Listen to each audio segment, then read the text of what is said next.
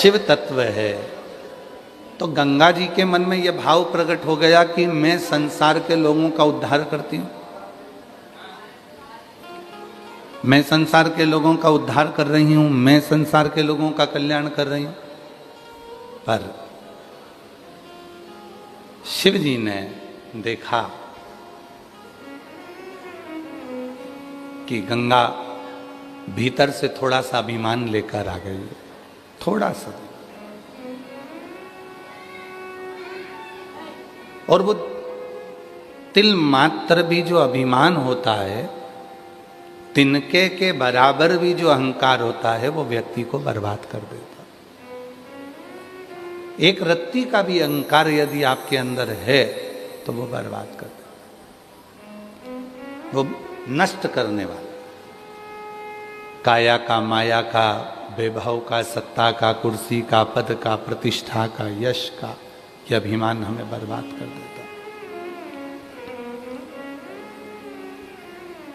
शिव जी के परम भक्त बनने वाले को सबसे पहली चीज चाहिए कि अपने भीतर के अहंकार को समाप्त करे।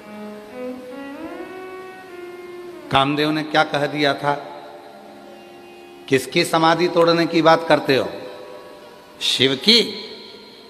वो मेरा साड़ू भाई है, मेरा रिश्तेदार है, मैं रति का पति हूं तो वो सती का पति है, ससुर भी उसको नहीं गिनता। ये शब्द थे कामदेव जी के। कामदेव जी कह रहे हैं कि स्वयं दक्ष प्रजापति भी नहीं गिनता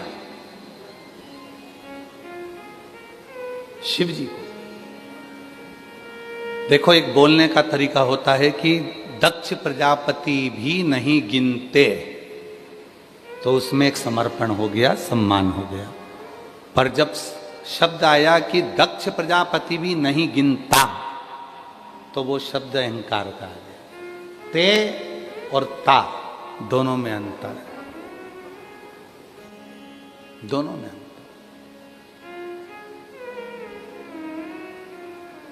कामदेव ने कहा कि मेरा ससुर दक्ष प्रजापति भी शिव को नहीं गिनता। यह अहंकार के शब्द हो। ता और ते दोनों में अंतर। और तुम कहते हो कि उसकी समाधि तोड़ना है। अब उनकी और उसकी, उनकी में समर्पण है और उसकी में अहंकार। उसकी समाधि तोड़ना है। देवताओं से कहा वो तो मेरी चुटकी का खेल है, एक क्षण में मैं शिव की समाधि को तोड़ दूंगा। एक क्षण, एक क्षण में शिव की समाधि तोड़ दूंगा। और महाराज अहंकार रखकर कामदेव गए, और जो कामदेव जी अहंकार रखकर गए और तीक्ष्ण तीक्ष्ण बाण छोड़ते रहे, छोड़ते रहे, छोड़ते रहे, शिव की समाधि को नहीं तोड़ पाए। तो गुरुजी, हमने तो कथा में सुना है कि कामदेव भस्म हो गया, शिव जी का नेत्र खुल गया, समाधि टूट गई। जिन्होंने शिव महापुराण की कथा को नहीं सुना, जिन्होंने शिव महापुराण की कथा को नहीं पढ़ा, जिन्होंने स्कंद पुराण के काशी खंड को, अवंतिका खंड को, रेवा खंड को नहीं पढ़ा, वो इस तरह की बात करते हैं कि शिव जी की समाधि को कामदेव ने तोड़ दिया। वो ये बात करते हैं। पर सत्य बात क्या है? शिव जी नेत्र बंद कर बैठे हुए थे, समाधि में लीन थे, और उनकी धर्म पत्नी मां सती उनके हृदय में आकर बैठ गई और कहा, प्रभु, ए नाथ, ए प्रभु, मेरे पिता के अभिमान में मैं खुद जलकर भस्म हो गई। आज एक कृपा करिए, मेरी बहन का पति आपके सामने खड़ा है, रिश्तेदारी निभा दीजिए, थोड़ा सा सम्मान कर दीजिए।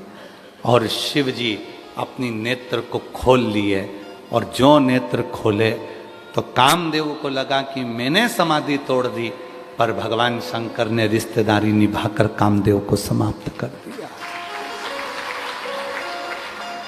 रिश्तेदारी महाराज, रिश्तेदारी बनाना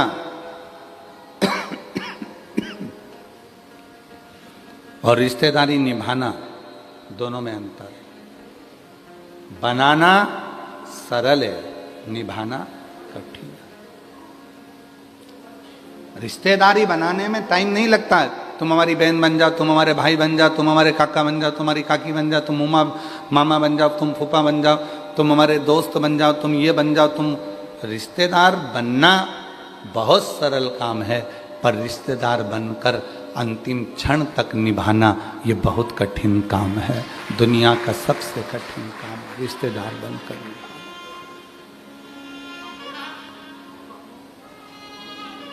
और जितने रिश्तेदार संसार के बनते हैं ये सब छूटने वाले होते हैं। और जब एक रिश्तेदार मेरा विश्वनाथ तुम्हारा बन जाता है तो फिर वो छूटता नहीं है, वो अंतिम क्षण तक निभाता है। अंतिम क्षण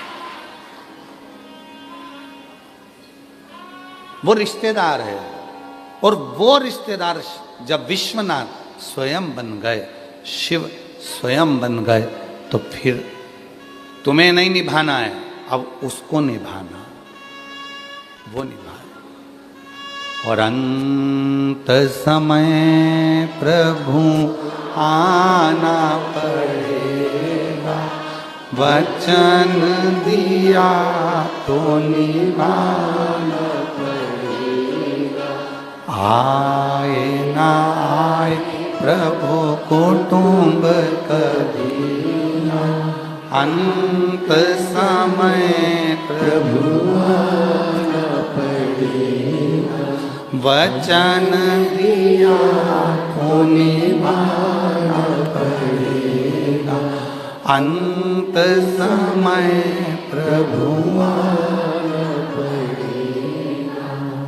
वो रिश्ता, वो नाता, वो कुटुंब, वो कबीला, संसार का जो रिश्ता है वो छोटा है, परमात्मा का जो रिश्ता है वो बड़ा है।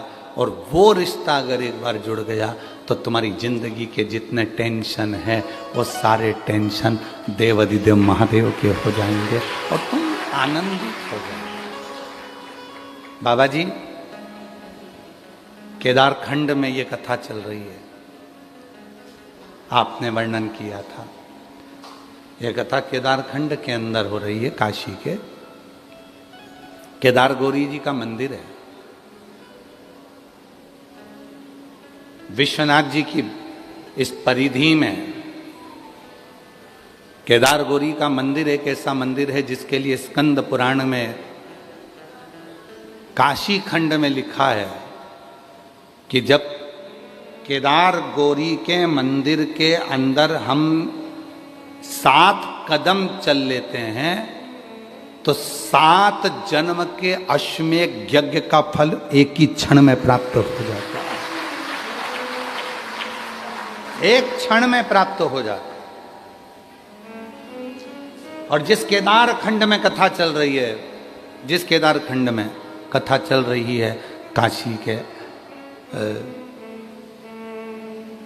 विश्वनाथ जी की कृपा से, केदार गौरी के उस केदार खंड में जो कथा चल रही है उसके लिए कहा गया कि व्यक्ति के जीवन के जो संचित पाप होते हैं, संचित पाप, कितना सुंदर वृत्तांत है। एक राहगीर काशी आया,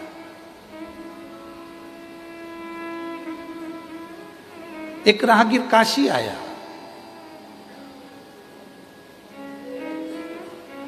पूरी काशी में भ्रमण किया।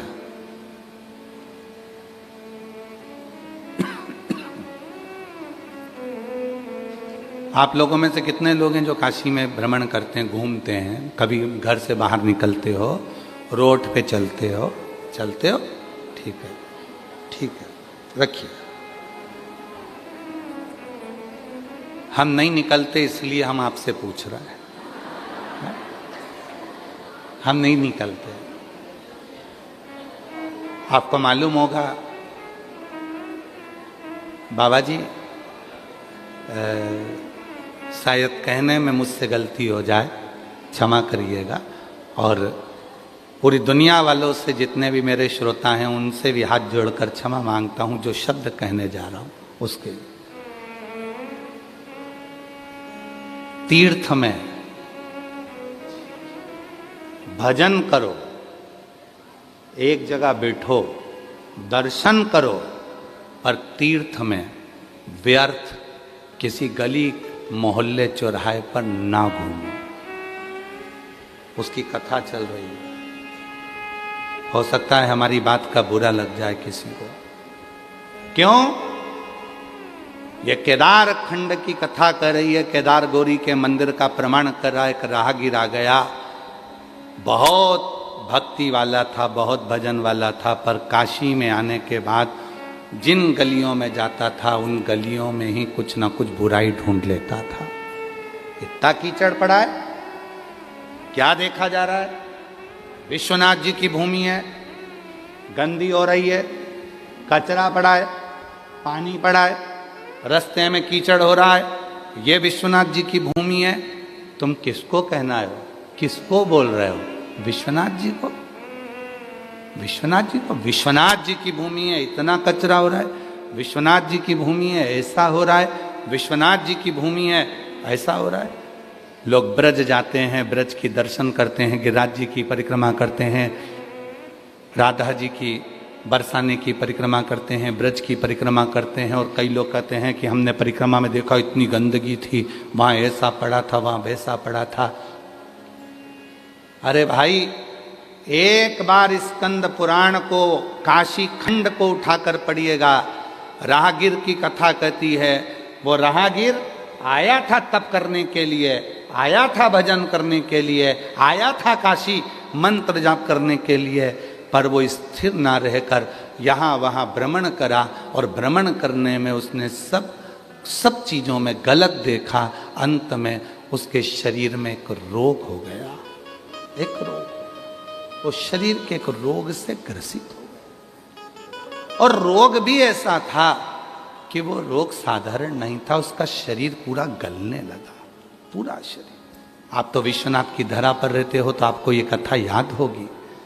केदार खंड में जो रहते हैं उनको इसमें स्मरण होगा, याद होगा। शरीर में ऐसा रोग हो गया कि वो शरीर का पूरा शरीर धीरे धीरे गलने लगा, और गलने लगा तो वो नीचे की ओर गिरने लगा। बड़ा दुखी हुआ। एक दिन गुहार करने लगा विश्वनाथ जी से, गंगा का स्नान कर कर।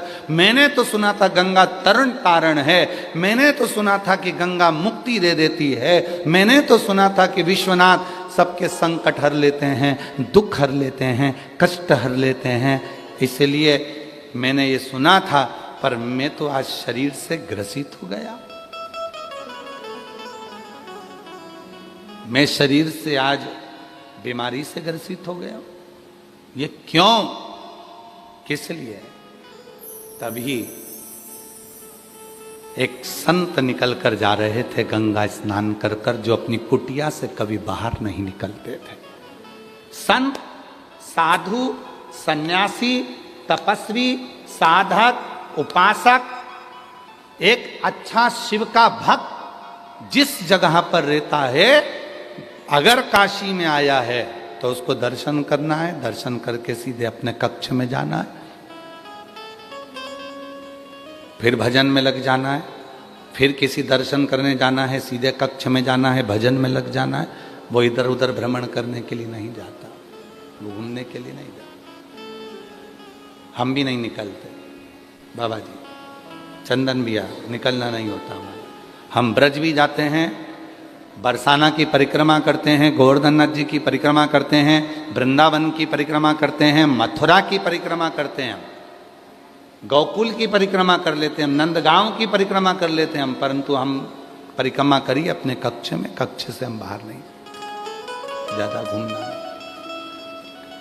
मैंने तो सुना था कि विश्वनाथ जी की भूमि पर आकर लोगों के दोष मिट जाते हैं, मेरे तो शरीर में रोग हो गए, शरीर में रोग। क्यों हुआ? गंगा का स्नान कर कर एक संत निकल कर आ रहे थे, हाथ में उनके एक छोटी सी बाल्टी थी, बाल्टी में गंगा का जल था, हाथ में एक टेढ़ी आड़ी सी छड़ी थी, बाल खुले थे महाराज, गले में एक रुद्राक्ष पड़ा हुआ था लाल धागे में, और तन पर एक लंगोट थी। उसने राहगीर ने रोक लिया महाराज को, तुम रोज गंगा नहाते हो? संत ने कहा नहीं। तुम रोज गंगा नहीं नहाते? नहीं। परंतु मैं तो 15 दिन से देख रहा हूं कि तुम रोज गंगा नहाने के लिए आते हो और गंगा नहा के जाते हो, और तुम झूठ बोल रहे हो काशी में रहकर। कहा मैं गंगा नहीं नहाता, मैं तो मां की गोद में निवेदन करने के लिए आता हूं, मैं गंगा नहीं नहाता। नहाना किसको कहते हैं आपको मालूम है? स्नान में और नहाने में अंतर है बहुत बड़ा, जमीन और आसमान का अंतर है। नहाना कहते हैं पानी को अपने ऊपर डाल लेना, साबुन लगा लेना, सर्फ लगा लेना, उपटन लगा लेना, शैम्पू लगा लेना, इसको नहाना कहते हैं। और स्नान कहते हैं जिस पवित्र नदी में स्नान करने के लिए गए हो वहां जाकर उस माँ को प्रणाम कर कर कहना कि मेरी जिंदगी के संचित पापों को समाप्त कर देना, मैं तेरी शरण में आया हूं। इसको स्नान कहते, इसको स्नान कहते। आप रोज नहाते हो? नहीं। मैं 15 दिन से देख रहा हूं आप रोज निकल कर जाते हो, बाल्टी रहती है, डंडा रहता है, गले में रुद्राक्ष रहता है, लंगोट बंदी रहती है, बालों में से पानी टपकता रहता है, बालों में से पानी टपक रहा है आपके, और झूठ बोल रहे हो। क्या बात क्या है बोलो? मैं आया था, मैं राहगीर हूं, दूर देश से आया हूं, और यहाँ बाबा विश्वनाथ जी की धरा पर तप करने, साधना करने, व्रत करने, यहाँ मैं नियम धारण करने आया था यहाँ, परंतु मेरे शरीर में रोग हो गया है। तो संत ने कहा इस रोग को लाने वाला कोई दूसरा नहीं है, इस रोग को लाने वाले तुम खुद हो। अगर जिसके घर में आओ ना उसके घर की तारीफ करो, कभी उसके घर की बुराई नहीं करना चाहिए।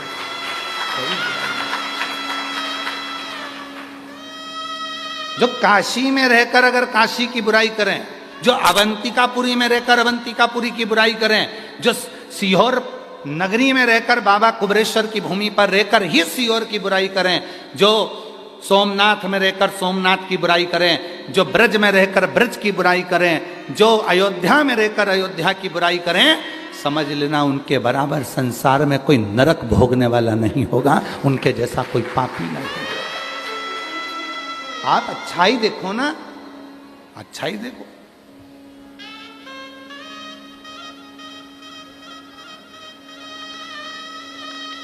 एक लड़के की शादी एक लड़की से हो गई,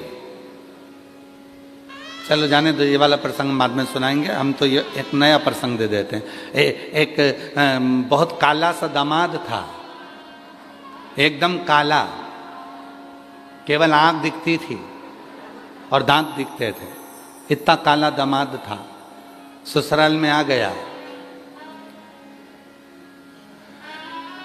सासू जी ने उसको श्रीखंड खिलाया, रबड़ी खिलाई, सब कुछ खिलाया, दूध भी खूब पिलाया। अब एक दिन दामाद जाने लगा तो सास आंख में आंसू भर कर बोली, दामाद जी थोड़े दिन और रुक जाओ, तुम्हारे रहने से हमको भी श्रीखंड खाने को मिल जाएगा, तुम्हारे रहने से हमको भी रबड़ी खाने को मिल जाएगी, खीर खाने को मिल जाएगी। दामाद को अहंकार आ गया, बताओ सास तो पूछा मेरे चक्कर में कैसे श्रीखंड खाने को मिल जाएगा, खीर खाने को मिल जाएगी, दूध पीने को मिल जाएगा, दही खाने को मिल जाएगा। कहा दामाद जी मेरी भैंस का छोरा हुआ था पाड़ा, वो मर गया, पर जब से तुम ससुराल आए हो तुम्हें देखकर भैंस दूध अच्छा दे रही है, भैंस दूध अच्छा दे रही। मतलब सास का दामाद कितना भी काला था पर उसने उसमें भी तो गुण देखा ना, अवगुण तो नहीं देखा। अब दूसरे वाले प्रसंग पे जाओ। एक पति की पत्नी बड़ी काली थी, बहुत काली, बहुत काली, पूरा स्वरूप उसका श्याम था, काली थी। वो हमेशा अपनी पत्नी को यमुना कहकर पुकारता था, यमुना कहता था। एक दिन बहुत दुखी हुआ तो किसी ज्योतिष आचार्य के पास पहुंचा और ज्योतिष आचार्य से कहा कि मैं तकलीफ में हूं। तो उसने कह दिया कि तुम्हें 7.5 चल रहा। 7.5? हाँ, 7.5 शनि लगा है। उसने सुनते से ही ज्योतिष आचार्य से कहा कि मुझे 7.5 कभी नहीं लग सकता, क्योंकि मेरी पत्नी का नाम यमुना है और वो शनि महाराज की बहन है, तो मुझे कैसे लग सकता? वो शनि महाराज की बहन है, उसका भी वर्ण काला है, श्याम है, मैं उसको यमुना कहकर पुकारता हूं। अच्छा ही देखिए। तो शनि ने भी हाथ जोड़ लिए कि इसका कुछ नहीं बिगाड़ सकता, क्योंकि इसकी धर्म पत्नी का नाम यमुना है और श्याम वर्ण है इसका, मैं बिगाड़। लोग कहते हैं कि कोई काला है तो उसको काला कहा जाए। अरे भाई जरा स्मरण तो करो, राहु केतु शनि मंगल 4 ग्रह ऐसे होते हैं जो क्रूर ग्रह हैं। उन क्रूर ग्रह ने भी हाथ जोड़े हैं। अगर किसी के शरीर पर काला तिल होता है, किसी के शरीर पर काला स्वरूप होता है, कोई अगर श्याम वर्ण का होता है, तो मंगल शनि राहु और केतु उसके ऊपर कभी चढ़ते ही नहीं है, क्योंकि उसको यम और शनि की बहन का स्वरूप माना जाता है। आज भी नियम है, स्त्री के उल्टे हाथ में अगर काला तिल है तो वो श्रेष्ठ माना जाता है। पुरुष के सीधे हाथ में काला तिल है, वो श्रेष्ठ माना जाता है, उसकी श्रेष्ठता होती है, उसको श्रेष्ठ माना जाता है। अब तुम सब अपने अपने हाथ देखने में लग गए। तुम वाराणसी वाले कम थोड़ी ना हो, पक्के ही हो तुम भी। है बोल बम का नारा है। अब तो यहाँ हमें बुरा नहीं देखना, हमें तो अच्छा देखना है। सर्व सब में अच्छा देखिए, सब में श्रेष्ठ देखिए। तो वो जो राहगीर था, उस राहगीर को संत जो निकल कर जा रहे थे, उन संत ने कहा भाई ये अगर बीमारी लगी है, रोग लगा है, तो इसके हकदार तुम खुद हो, कोई दूसरा नहीं। इसके हकदार तुम खुद हो, कोई दूसरा नहीं। कोई दूसरा इसका हकदार नहीं है।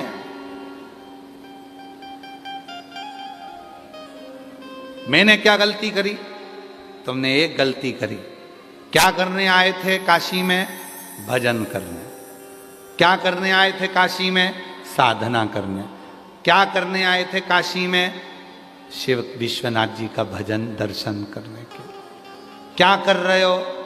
फिर वही वाली बात आ गई, हम तेरी दुनिया में आकर खो गए, हम तेरी दुनिया में आके खो गए, कर ना पाए हरि भजन और सो गए, कर ना पाए हरि भजन और सो गए। हम तेरी दुनिया में आके खो गए, हम तेरी दुनिया में आके खो गए, कर ना पाए हरि भजन और सो गए, कर ना पाए हरि भजन और सो। हम आए थे भजन करने के लिए, हम आए थे स्मरण करने के लिए, हम आए थे मंत्र जाप करने के लिए, हम आए थे नाम जाप करने के लिए, और खो गए। हाँ, काशी वालों से निवेदन है, ये कथा जो काशी के निवासी हैं उनके लिए नहीं है। जो काशी के निवासी हैं उनको तो बाहर निकलना पड़ेगा, जो काशी के निवासी हैं उनको तो बाजार जाना पड़ेगा, जो काशी के निवासी हैं उनको तो अपना कर्म करना पड़ेगा, जो काशी के निवासी हैं उनको तो काशी में जाकर काम करना पड़ेगा। और तुम जो काशी के निवासी हैं वो किसी काशी के निवासी नहीं, ये पूर्व में शंकर भगवान के फैमिली मेंबर हैं।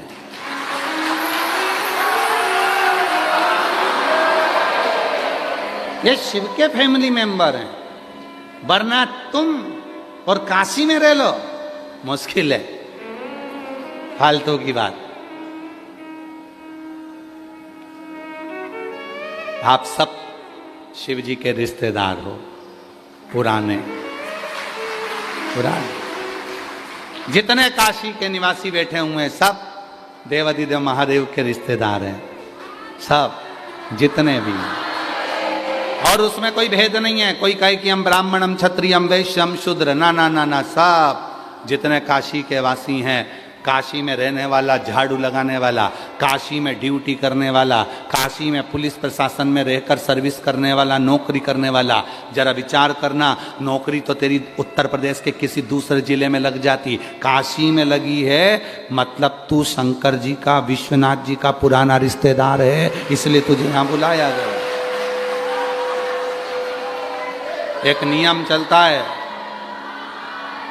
आप लोगों को एक नियम चलता है, जब जो मंत्री बैठता है, जो राजा बैठता है, जो मुख्यमंत्री बैठता है, जो राजा बैठता है, वो अपने जिले में अपने खास आदमी को रखता है।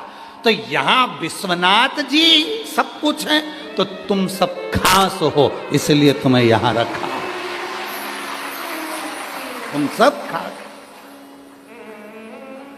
अच्छा, तुम्हें अकड़ तो बहुत रहती होगी कि हम विश्वनाथ वाले, हम विश्वनाथ वाले, और होना भी चाहिए जी।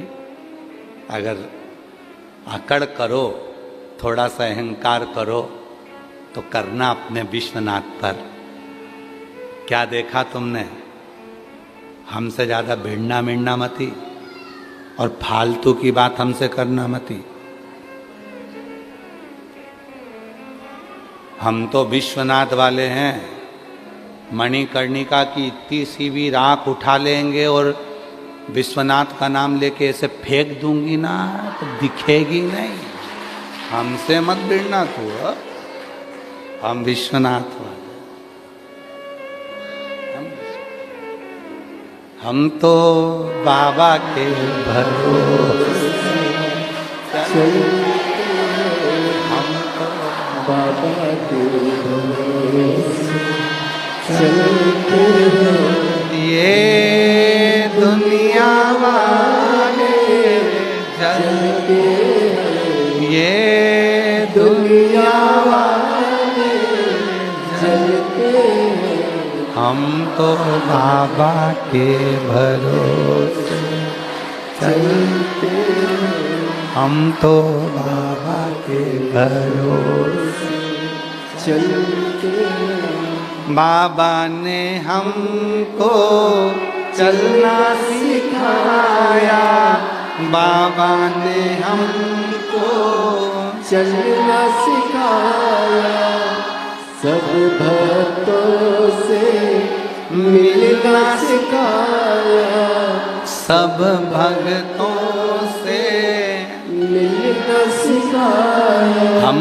तो सीना तान के चलते हैं, हम तो सीना तान के चलते हैं। काशी वाले के भरोसे चलते हैं, सीहोर वाले के भरोसे चलते हैं। उज्जैन वाले के भरोसे चलते हैं, हम तो बाबा के भरोसे चलते हैं। तो अकड़ करो, अहंकार रखो, पर विश्वनाथ का रखना कि हम उसके साथ हैं, वो हमारे साथ। राहगीर ने कहा कि मेरे शरीर का जो कष्ट है, ये कष्ट क्यों? तुम्हारा है। तुम आए थे बाहर से, यहां कितने दिन के लिए आए हो? कहा चतुर्मास करने के लिए, 4 महीने के लिए। और चतुर्मास करने आए हो तो भजन करो। अब यहाँ कौन तुम नाली गटर पानी कचरा धूल मिट्टी देख रहे हैं।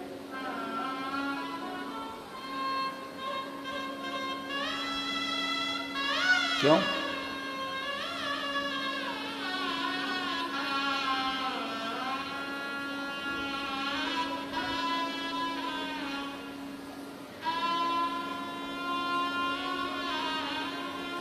कई लोग मंदिर में दर्शन करने जाते हैं तो वहाँ पर भी देखते हैं कि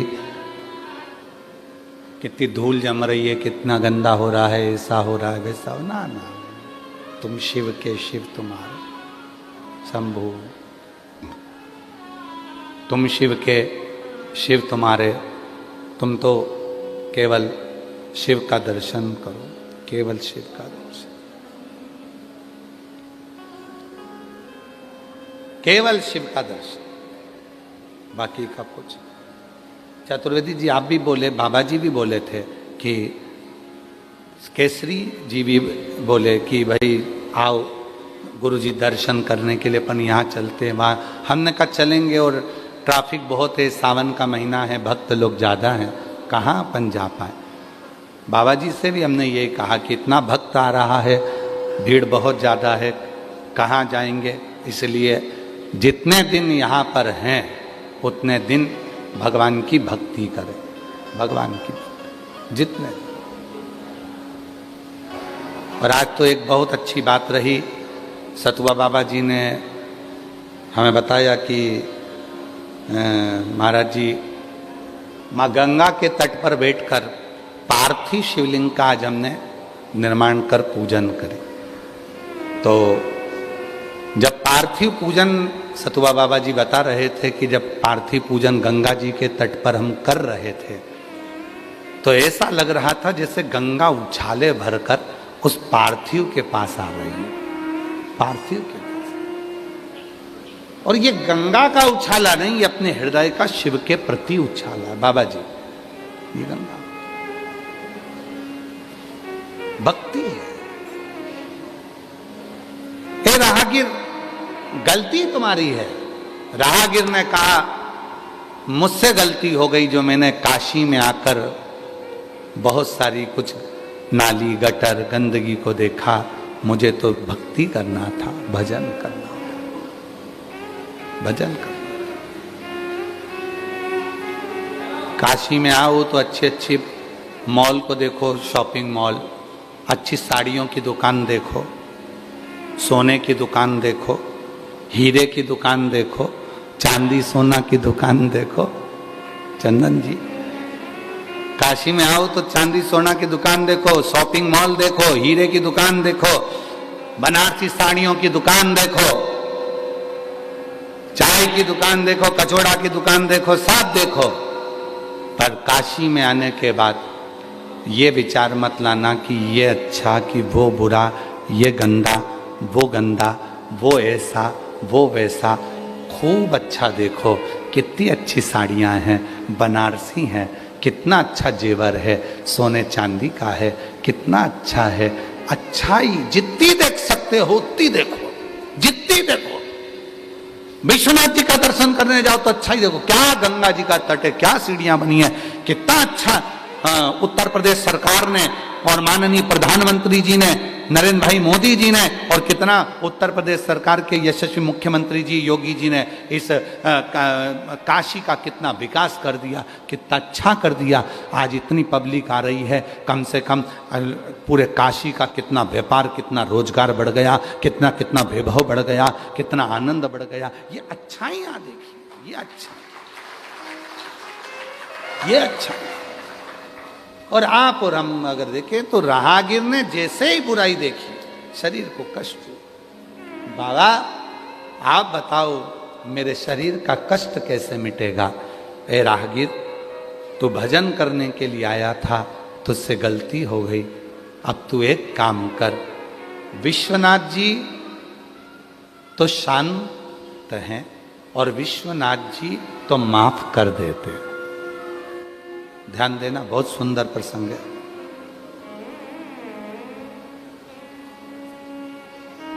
बहुत ध्यान देना जरा, बहुत सावधानी से, और बहुत अच्छी बात है। पूरा विश्व सुने इस बात को। विश्वनाथ जी शांत हैं, माफ कर देते हैं। विश्वनाथ जी तो आपके और हमारे जैसे हैं।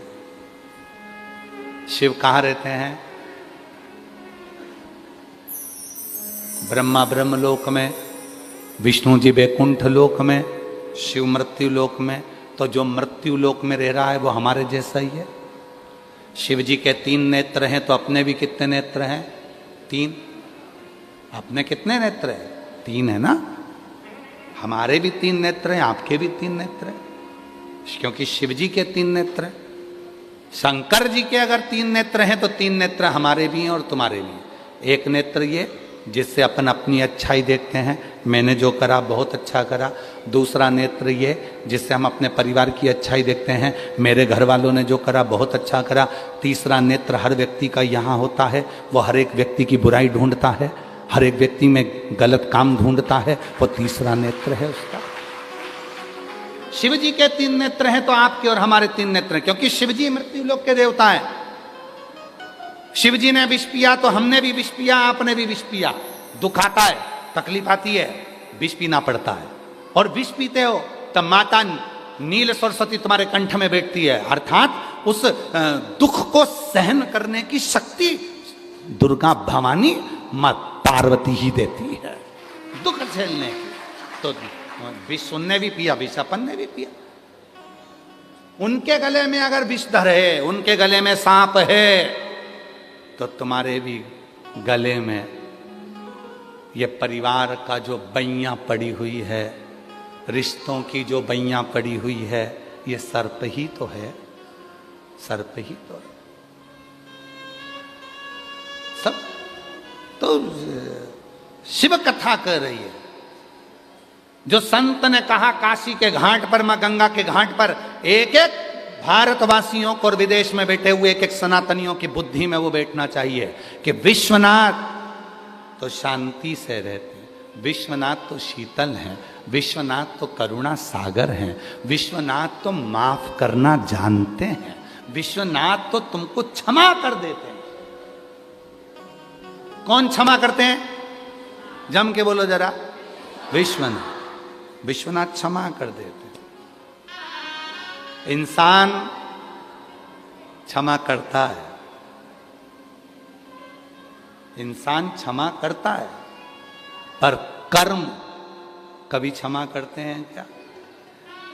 जैसा कर्म करोगे वैसा तो तुमको भोगना पड़ेगा।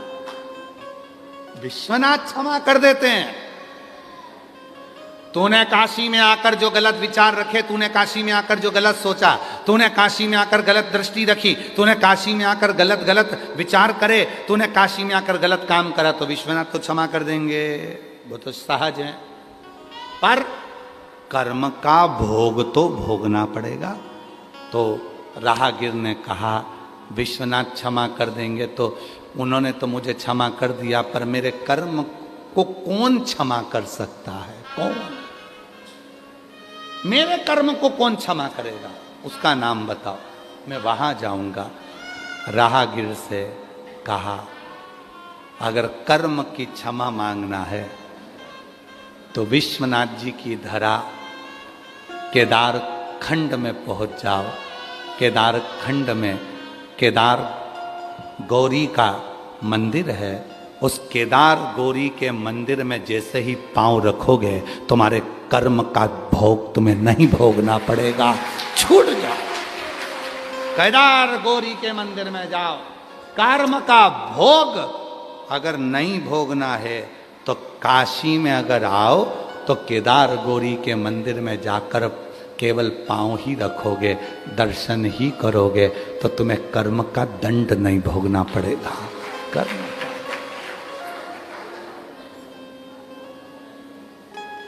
बोल गौरी केदारेश्वर महादेव की। उसने कहा तुम मैं केदार गौरी मंदिर चले जाऊं? जा। राहगीर गंगा का स्नान कर कर केदार गौरी के मंदिर की ओर बढ़ा। जैसे जैसे बढ़ रहा था वैसे वैसे शरीर ठीक होता जा रहा था, और जैसे ही मंदिर में प्रवेश करा, वहाँ का जल लेकर जो आचमन करा पूरा शरीर ठीक हो गया। कर्म का भोग भोगना नहीं पड़ा, कर्म भोग से वो मुक्त हो गया। कर्म, अब सोचो काशी क्या है, और तो भी हम लोग भटके, तो भी स्मरण ना रहे। बाबा जी एक माता जी ने तो पत्र में लिखा कि हमारा निवेदन है, देखो पत्र में लिखा कि हमारा निवेदन है, भले तुम ऑफलाइन कथा मत करो पर हर साल सावन में ऑनलाइन ही कर दो, पर काशी तो आओ।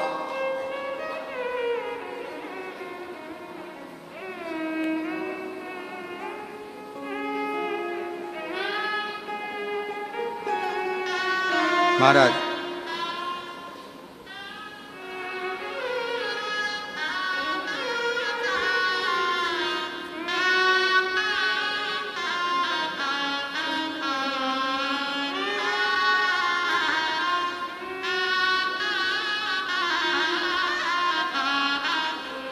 और एक ने तो लिख दिया कि सतुआ बाबा जी को हमारी भी उम्र लग जाए, और उसमें उम्र कितनी लिखी, जिसने लिखा, जिसने पत्र लिखा उसने अपनी उम्र कितनी लिखी, 82 साल।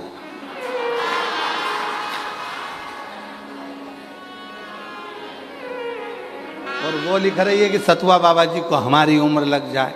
अब तेरी बच्ची कितनी, देखो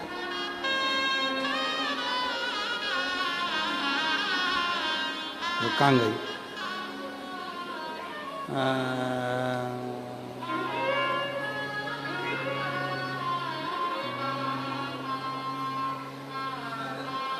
मीना जायसवाल,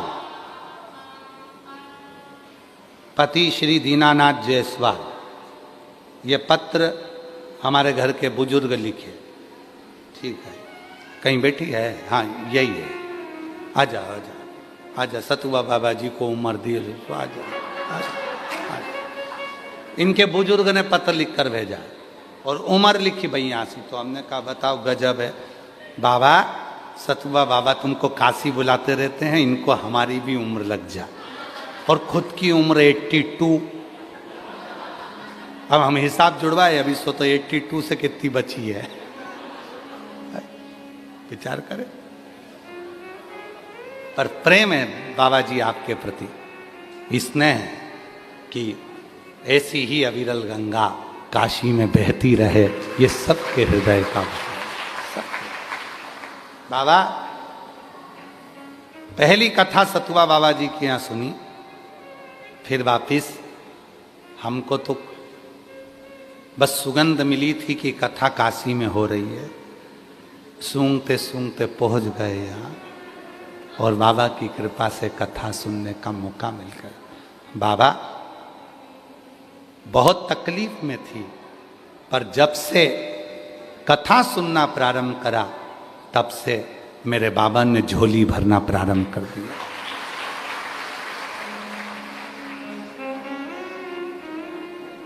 मेरे सतुआ बाबा जी हमारे भी हैं जी, हाँ पत्र में लिखा उन्होंने, मेरे सतुआ बाबा जी हमारे भी हैं।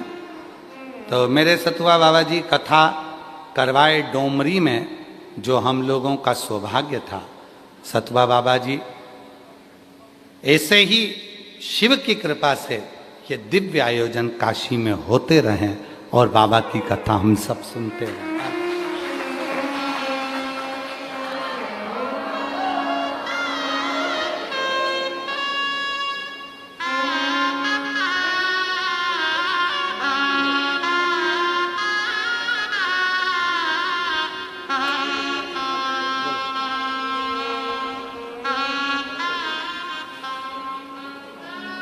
एक पत्र और है, बड़ा सुंदर आया है।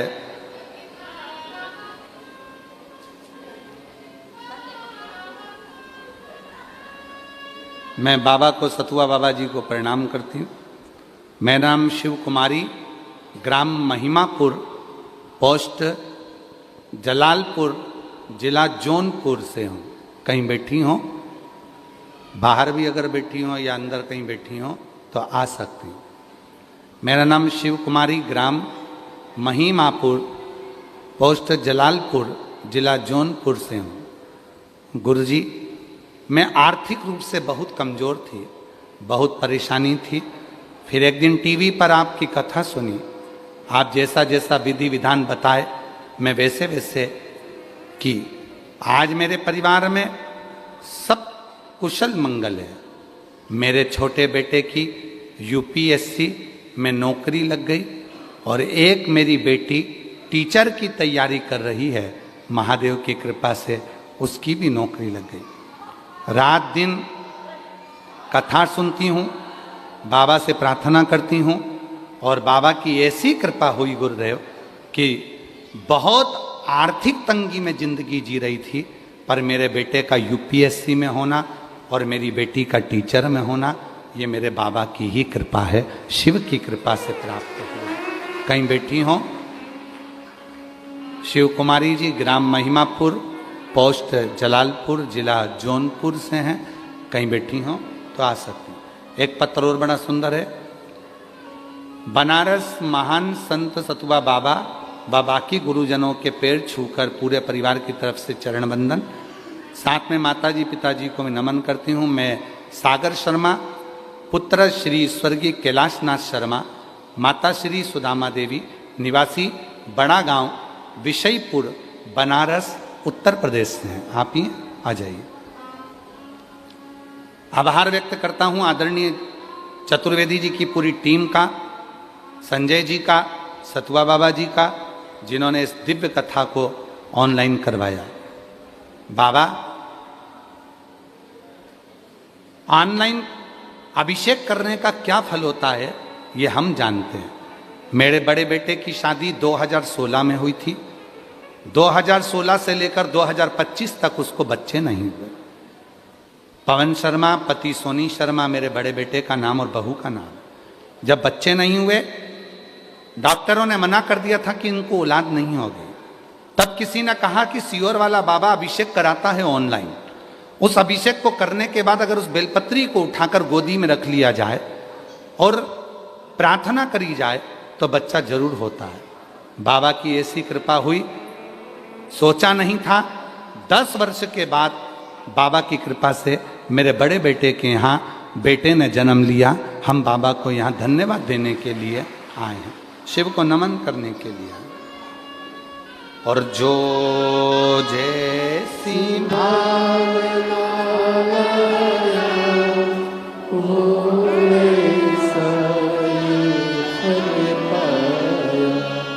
नहीं खाने से लौटाया वो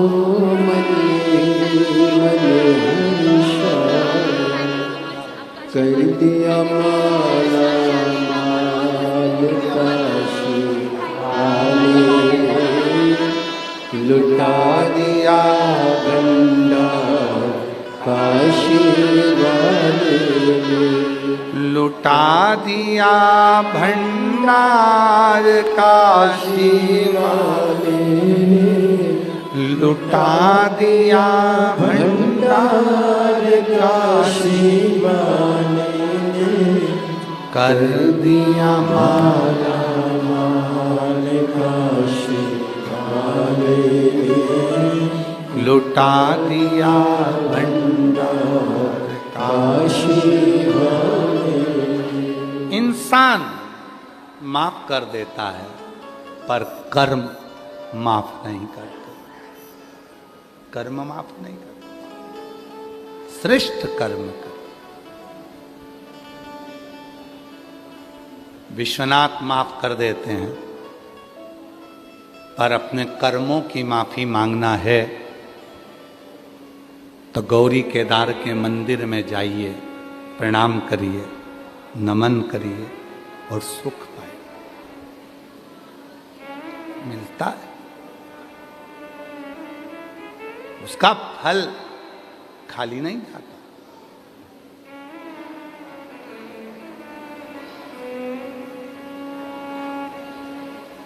किसी को पानी पिलाया,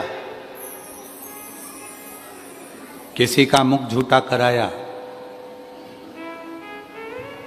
यहीं की एक कथा है, जिसने कभी अपने दरवाजे पर किसी को पानी नहीं पिलाया था। यहीं काशी की कथा है बाबा जी। स्कंद पुराण काशी खंड, बाबा जी सब लोग लिख के भेजते हैं, आप उसमें पढ़ेंगे तो लिख के भेजते हैं। अब की बार गुरु जी ने पूरी स्कंद पुराण का काशी खंड ही बाचा है। स्कंद पुराण काशी खंड की कथा कहती है, इसी काशी की बात है। एक व्यक्ति ने कभी किसी का मुख झूठा नहीं कराया, कभी किसी को पानी नहीं पिलाया।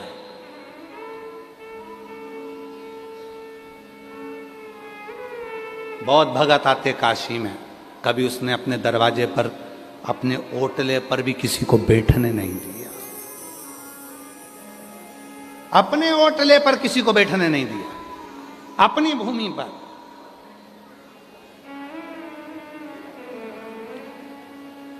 अरे भगवान की कृपा है, कौन किसके यहाँ आता है। अगर आज वो तो हम साधुता दें आप सबको कि कहीं कृपा बाबा की हो गई, कौन आता है। इतनी कथाएं होती है काशी वाले, हम आपसे पूछते हैं, इतनी कथा काशी में होती है, आप कहीं जाते हो क्या।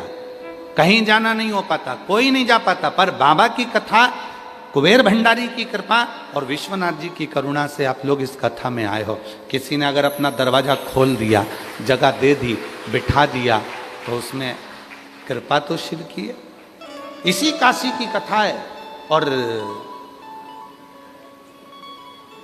कपारदेश्वर महादेव की कथा है। कौन कौन गया है काशी में कपारदेश्वर महादेव।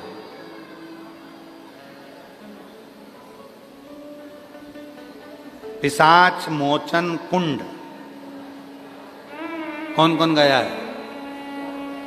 अच्छा, तुम पिशाच मोचन कुंड से पहचान गए ना, ऐसे कपारदेश्वर महादेव से नहीं पहचाने क्या है?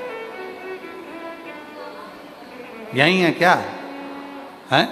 बाजू में ही है तो हर हर महादेव बोले जरा। कपारदेश्वर महादेव की पिशाच मोचन कुंड, इससे तो पहचान गए ना तुम काशी वाले। ठीक है, अब तुम इस कथा को सुनो जरा, कितनी सुंदर कथा है।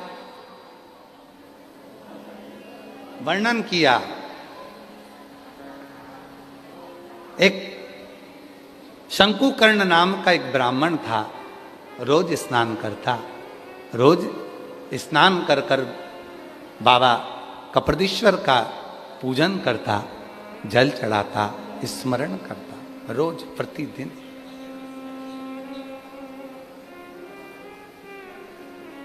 और एक दिन शिव जी को जल चढ़ाकर आ रहा था। और शिव के जल का महत्व तो आप लोग जानते हो ना।